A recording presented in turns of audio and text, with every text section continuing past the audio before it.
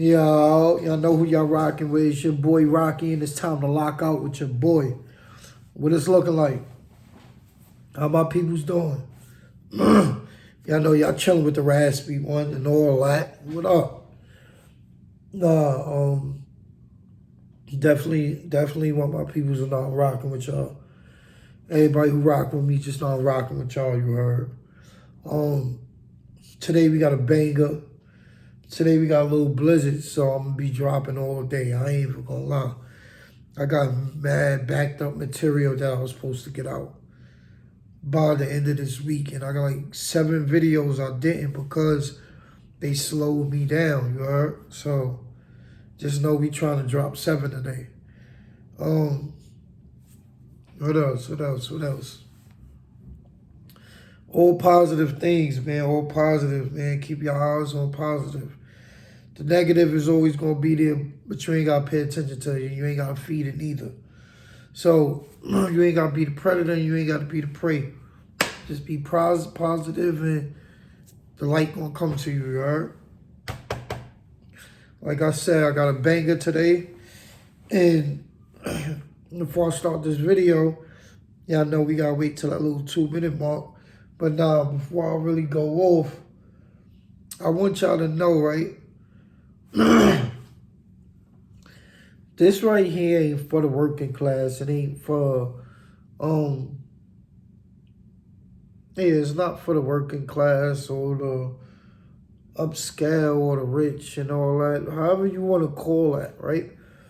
I do these videos for a certain type of audience, and that is the audience who, coming up as a child, they wasn't protected. They wasn't shown the right way, the right steps.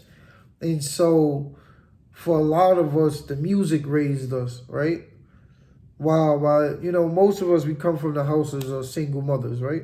We the generation that systematically this shit happened to, right? Because it wasn't a coincidence that we all just was raised by single mothers. No, that shit happened intentionally. And they did that so they rule in HRA is, hey, if you're a mother and you got the nigga in your house, you can't get no benefits, you can't get no money. So 9 times out of 10, the mother kicked the dude out. And what's happening while the dude is kicked out? The streets, the music, the video games is raising the kids. You feel me? And video games is filled with violence, music filled with violence, movies filled with violence. What you think you're gonna get? You understand? So I drop these videos for the people who I don't want to make mistakes, who I don't want to make the mistakes that I made. You feel me? If I could tell y'all my experience and y'all could learn from it somehow, learn. I'm telling you. It's better going this way than going through that shit. I promise you. Well, with that said, we taking off. Y'all know what's up, right? It's time to lock out. So this video is titled the top 10 things to not do if you want to make it out of jail alive. And this also could be flipped to the top 10 things that I learned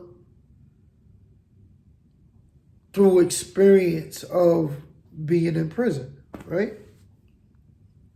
However, you say tomato, I say tomato. It's all the same thing, right?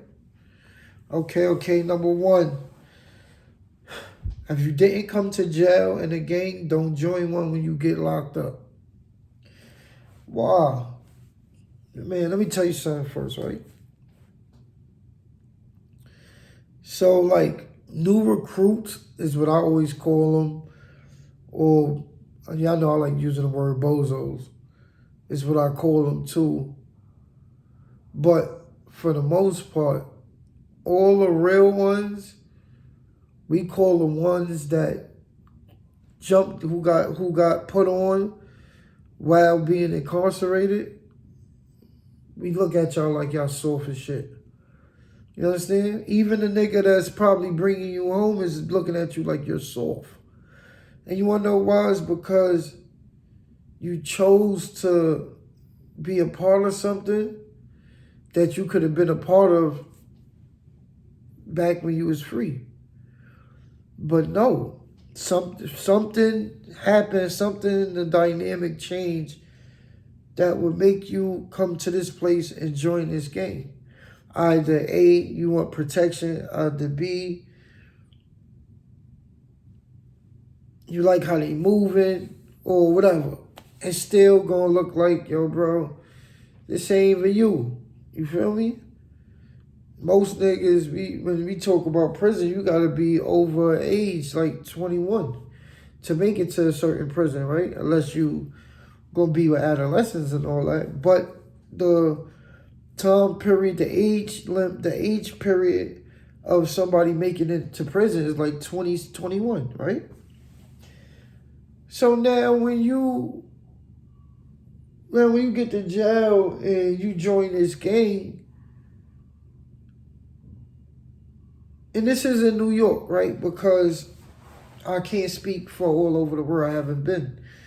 But in New York, you join this gang, nigga gonna look at you like, yo, bro, you too old. You got put on at 21? Nigga, I've been crippin' since I was 10. You understand? So it always looked bad. It always looked suspect. It always looked like you soft.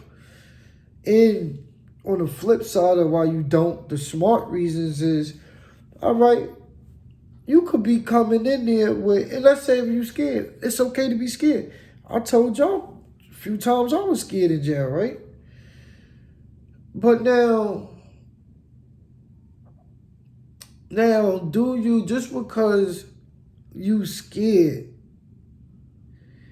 do that make it okay for you to be in here as a grown-ass man? And no, how I was going to put it is this. Let's say you come in with a bullshit charge, right? And you know you about to go home in we can say 5 years, 3 years, however, right?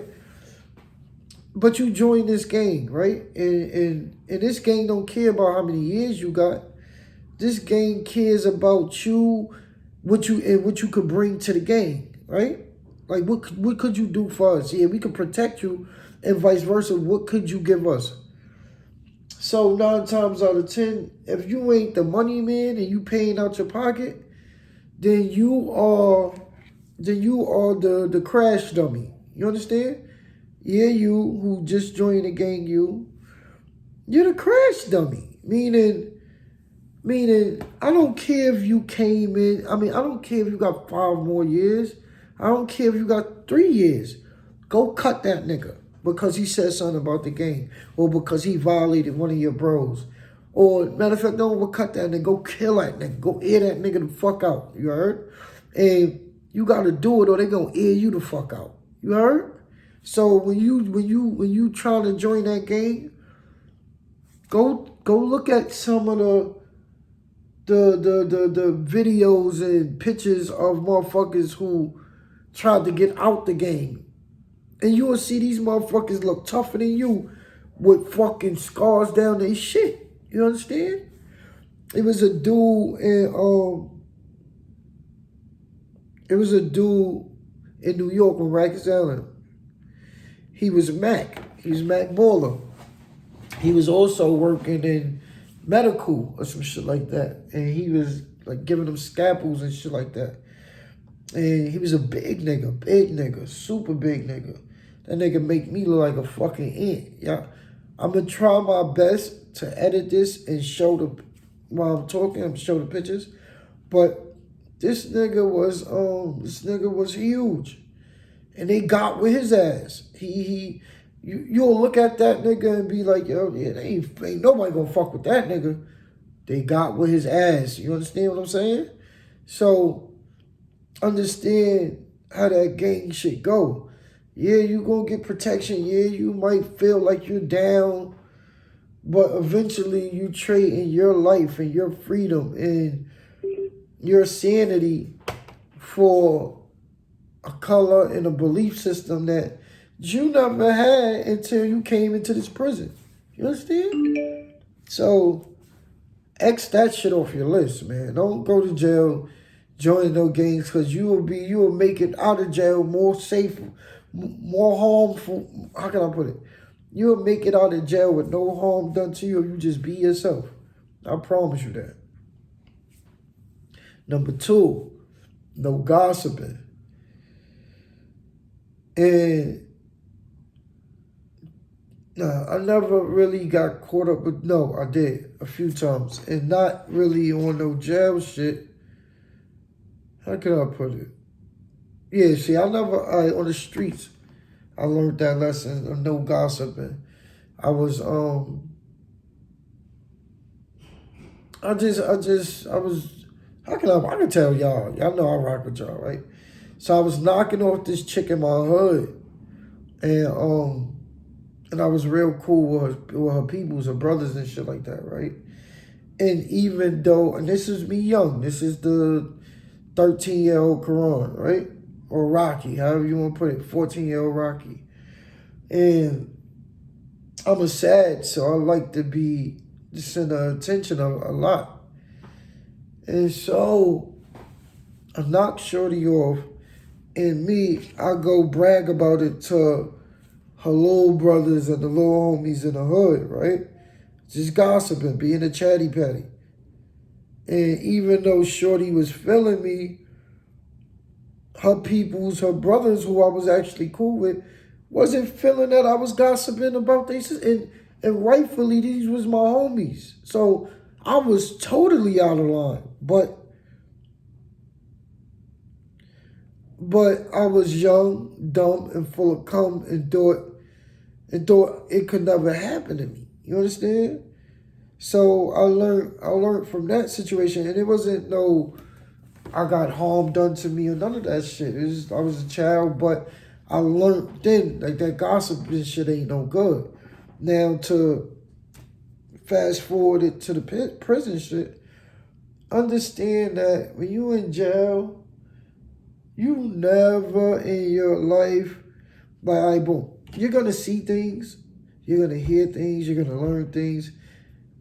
You never repeat none of that shit. You understand? Because whatever you put out there, like boom, you overhear a motherfucker talking, right?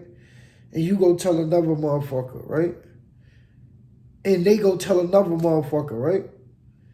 And the shit get back to those motherfuckers. You know who the finger gonna point at?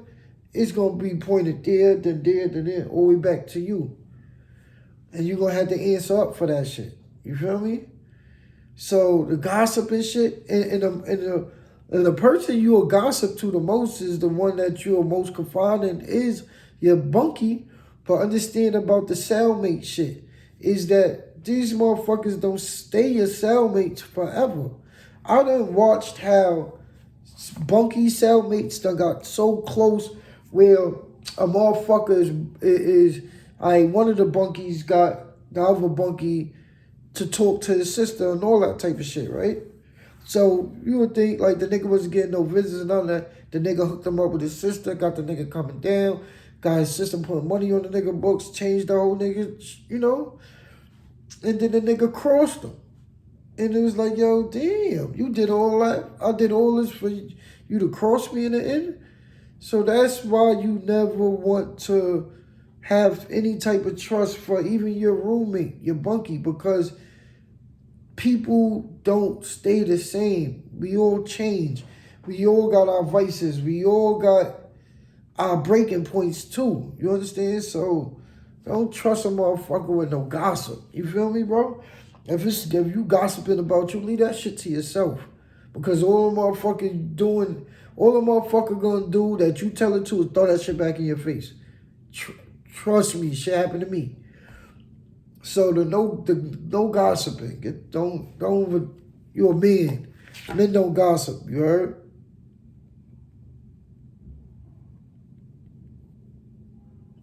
My fault, y'all. My son coming over. He texted me. He texted me now, Daddy, can I come over for the weekend? Yes, you can. That's my baby. My baby boy, yo. My baby boy got a YouTube. You heard? Y'all need to go check that out, you heard? But we moving on to number 3. Even if you are well off, never act like you're in jail. What I mean like this, you be humble. I don't care how many, how much money you got. I don't care if you got a shorty that'll come bring you the bag and all that, right? You don't want, like, boom, right? Let's say you got it's a pool of sharks, right? And I cut my finger and let the little blood drip in the pool. Them sharks is gonna go crazy. And it's not because it's a kill that they could catch or anything. It's just a little insight of blood that they're inhaling, and they want to know where it's at, where the pack at. You heard? So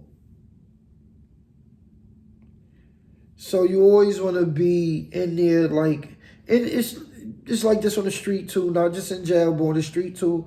You never want to be the loud one. You never want to be the flamboyant one. If you got it, you want to act like you don't got it. That's how you keep it, you heard? I had to learn that shit, you heard? Every time I get money, I used to go shop to get this, get that, and be broke. And if I wasn't broke, the shit that I bought, I didn't feel the same about the shit after I left the store type shit. You understand? Like, I'll be like, yo, I'm looking for them Jordans. As soon as I buy the Jordans, put them on, it's over. You understand? Or whatever that makes you flashy. Well, in jail, you got a bunch of predators that's waiting for the flash. You heard? You got a lot of motherfuckers in there who's just in there with nobody to love them, nobody to hold them down, nobody to make sure they eating in there, nobody to write a letter. So what you think how these motherfuckers is surviving? They surviving off the land, you heard? And you on the menu if you got a little more than they got, you heard? So me, I had to learn that too, right? Okay, I'm gonna give y'all a story, right? Not a long story, but when I first came to jail, right? Not the first time, but when I started getting comfortable with coming to jail type shit. So I came in, swagged up. I'm like, yo, when y'all go to commissary, the nigga was like, yo, today. I'm like, today? Oh, it's lit. I got money on my books and all that, right? Boom. So I go shopping in jail in Rikers Island. I forgot the limit that you could spend in commissary. Whatever it was, I spanked it, right? Whoa. So now I'm looking at everybody else, and they just got these little ass bags. And I'm the only one carrying this big ass bag back through the hallways, right? And the bag is so big that I can't maneuver how I want to maneuver. You understand? So, boom, when you walking in the hallway in Rikers Island, you got other motherfuckers there. You know, like other people passing on the medical. Like your housing unit could be coming back from commissary while motherfuckers is going to rec or motherfuckers is going to Christian services or whatever, right? So this time I'm shopping. I got the big bag. Niggas in the house like, yeah, that's the big dog right there, right?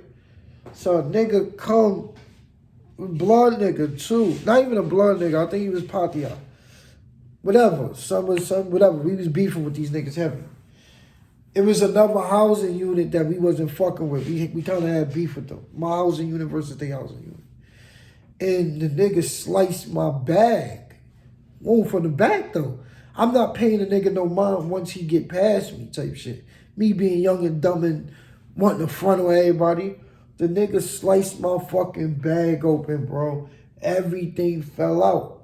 When everything fell out, even though my peoples from my housing unit, you know, they made sure my shit was corrected, I'm still off balance type shit. You feel me, bro? So I just made myself a target because I wanted to look like the man. And I'm going strong, 100. I'm going 100 strong at the store every week type shit. You feel me? And like I said, motherfuckers is only spending $7 in the store. You know who they preying on. You know who they watching. You know who they want to sneak thief. Your ass. And a lot of times, right, even the sneak thieving, a lot of times you not in your cell. Sometimes you got medical. Sometimes you got everything that I just said, right? And then you always got that one motherfucker who stayed back in the house and been watching everybody, and he ready to. Soon as the whole house go to y'all, he in your bucket like this. Let me get this. Let me get that. Let me get this. Let me get that. You understand? So don't put yourself on a radar for no reason just because you want to look like you the man. Once you in jail, I don't think we could be the man. You understand? I just don't look at it like that no more. I used to. Number 4, and this is something I learned. Well, this is how I was before jail, but I already knew, you feel me? And that is no gambling. Whatsoever, no gambling. Let me tell you something, right? It don't feel good owing a motherfucker, right? Because motherfuckers want their money. And a lot of us, right? A lot of us men who go to jail, who we depend on? We depend on our family or our ladies or our whoever we was just holding down on the outside, right? We expect them to hold us down. But we didn't. It's that one little thing that I just said, the little word play that I just said to y'all. I said, you're going to reach out to the people that you was taking care of and holding down to now take care of you and hold you down while you in this situation. And that's kind of weird because if you was just holding everybody down and you go to jail, you can't really depend on your wife to hold you down how you was just holding her down. You left her without nobody to hold her down. You understand what I'm trying to say? So it's like you reaching out to people, to your peoples who's actually struggling more that you're not there. And then you in jail gambling, losing money, and telling your peoples, yo, babe, yo, put $100 on this nigga account, put $100 on that nigga account. All because you gambling? I learned the no gambling thing young. You wanna know why? Because I hated losing money. I don't care who you was. If you beat me for my money, I want to get with you. I don't care who you are. I want my money back. You understand? And that's why I never gambled because, and we going to talk about that, matter of fact. It's a story. I'm going to write it down right now. But it's a story, and I forgot about it, and I just remembered. And it's got something to do with a dice game. Ooh, dice game at the block party.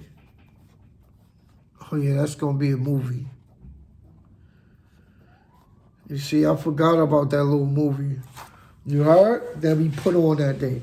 But, so y'all get the no gambling thing. And in jail, right? Let's say if you ain't got the money to pay or your peoples can't pay right away and shit like that. If you get the wrong motherfucker that you owe, he gonna want you to pay no matter if you got commissary or if you got some cho-chong. So, you understand? You don't want to be paying with your cho-chong. You better figure it out. You better figure. What he said in Blood In, Blood Out on American Me. He said, no cho-chong for you. But nah, number 5. This is one. And look, you see we had 24 minutes. So we're going to make this a part 2 too, all right? We're going to stretch the money out. So number 5 is no doing drugs. I could not, how can I put this? I can't stress this enough. Don't do drugs in prison. Let me tell you, right? Let me give y'all a story. So one time, this is around Thanksgiving too. I think it was on Thanksgiving Day. Well, my man came back for the visit. He got hit. Me and my man was getting hit. I'm M through Z. He's A through L. So I go down on, let's say, Monday, Wednesday, Friday, and Saturday. My man go down on the days in between, right? So we had it where on the day, I go down, my people smash me, I come back, I hold both of us down. My man go, he gets smashed, he hold us down. We Gucci. So my man wound up getting smashed this day. And it's Thanksgiving. I'm cooking me, my son. It's 3 or 4 of us cooking for the whole dorm. I told y'all that story already. So on this day, we cooked a big ass fucking Thanksgiving dinner. Even if you ain't have food or money, we made sure you got a plate. So we did that while the Spanish niggas, they made the drinks. They made the hooch and shit like that. We had that shit brewing for like a month. You heard? Spanish niggas love making that hooch. And niggas had me and my son, me and 4 of my peoples, we just responsible for the food. Another person responsible for the blunt. Another person, the Spanish, they responsible for the drinks. So we have a big feast and celebration. Well, me, my son, whatever. My son threw me a few. I rose up a stick. I go to the bathroom. I spark up, I go to Jamaica. I come back into the day room, not even the day room. I come out the bathroom and boom, as soon as I stepped out the bathroom and see all the dudes, like while I was smoking, and this is why I don't like smoking in jail, especially weed, is because when you smoke, it puts you in that mood. Like when I smoke, it make me feel like I'm free. It remind me of I was in here right now smoking a blunt. But in there, you see how we get paranoid at home and little simple shit. In there, that paranoia is maxed to the 10th. You understand? Because,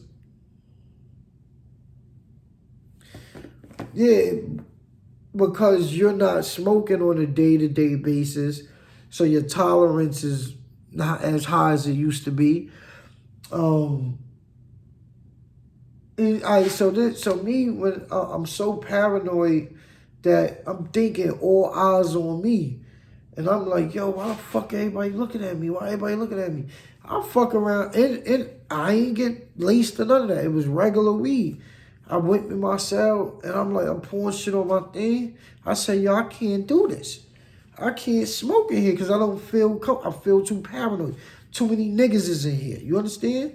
So for me, that jailhouse doing drugs shit ain't no good. But we about to get into the real of why I say no drugs. 9 times out of 10, you are in fucking jail. That means whatever you buying in there, even if it's weed, dope, or you're getting a fucking tiny bit for. All right, we gonna do this. Can I do this right? Because it's legal. So look, this right here in jail is $100, and that is. This is 100. You understand? So just imagine if you was doing coke or anything like that, you getting a dust for $100. You understand? So you getting played, so that it's not worth it. And then you don't know these motherfuckers. And you don't even, and fuck these motherfuckers, you don't know they peoples who's bringing them this shit. You don't know if they hate the man that they bringing it to, if they want him dead. Because they could give him some fucked up shit that they think he's going to use so they could get him out of here. And he's selling to y'all and they got y'all the fuck out of here. You understand? So my thing it'll be, you never know what you getting. The shit be too little. You don't want to, you understand? Like, this shit is just too much of a risk. It's too much of a risk. And now everybody talking about this K2 shit. I've been scared of K2 my whole life, ever since I knew about it. Yes, I'm a person who tried the shit, did a few pulls. Once I felt that I couldn't control myself, I said never again. I used K2 one time, and I didn't pick it up again because I couldn't control myself. Understand? Well, y'all already know. We coming back with a part 2. Stay tuned. I'm dropping that right now, so...